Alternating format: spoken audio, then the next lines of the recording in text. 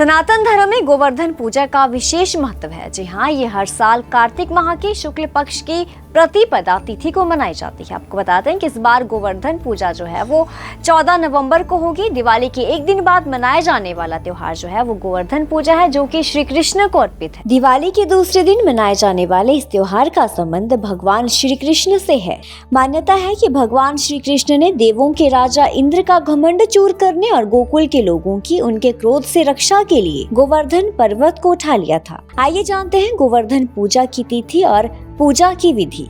सबसे पहले आपको बताते हैं तिथि और शुभ मुहूर्त। इस साल कार्तिक माह के शुक्ल पक्ष की प्रतिपदा तिथि 14 नवंबर को 4:18 से शुरू होकर 15 नवंबर को दोपहर 2:42 तक है। गोवर्धन पूजा 14 नवंबर को मनाई जाएगी और पूजा का शुभ मुहूर्त जो है वो सुबह 4:18 से 8:43 तक है। पूजा की विधि। गोवर्धन पूजा के लिए घर के आंगन में गोबर से गोवर्धन पर्वत बनाया जाता है। उसे फूलों से सजाकर दीप, नैवेद्य, फल अर्पित किए जाते हैं। पूजा के बाद गोबर से गोवर्धन पर्वत की 7 बार परिक्रमा की जाती है। मान्यता है कि इस दिन गोवर्धन पूजा और गायों को गुड़ चना खिलाने से भगवान श्री कृष्ण प्रसन्न होते हैं। धार्मिक महत्व क्या है? सनातन धर्म में इस त्योहार का बेहद धार्मिक महत्व है। इस दिन भक्त भगवान श्री कृष्ण गोवर्धन पर्वत और गौ माता की पूजा करते हैं। गोवर्धन पूजा भगवान श्री कृष्ण को समर्पित है। कहा जाता है कि इस दिन भक्तों को गोवर्धन पर्वत और भगवान श्री कृष्ण की पसंदीदा गायों की पूजा करने पर भगवान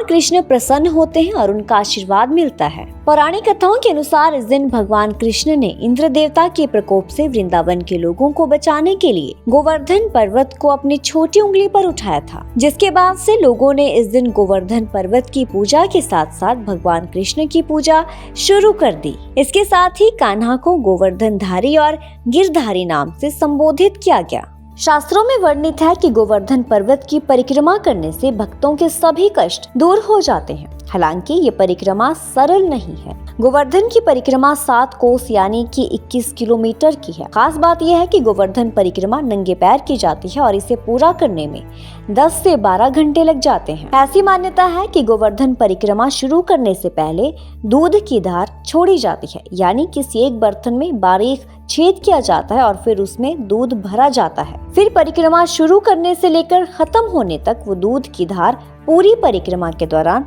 तिल तिल कर बहती रहती है। मान्यता ये भी है कि दूध की धार के बिना परिक्रमा का फल आधा मिलता है। हालांकि ये उन लोगों द्वारा ज्यादा किया जाता है जो किसी विशेष मनोकामना के लिए परिक्रमा लगा रहे हैं। अगर आप सिर्फ मन की इच्छा पूरी करने के लिए परिक्रमा करते हैं तब दूध की धार छोड़ने की जरूरत नहीं पड़ती है। असल में ये दूध गोवर्धन महाराज को अर्पित किया जाता है। माना ये भी जाता है कि जीवन में जब भी कोई व्यक्ति 7 परिक्रमाएं गोवर्धन पर्वत की कर लेता है तो उसकी हर मनोकामना पूरी हो जाती है। उस व्यक्ति की 7 पीढ़ी तक तर जाती है और सभी को मोक्ष की प्राप्ति होती है और उन्हें श्री कृष्ण की कृपा मिलती है।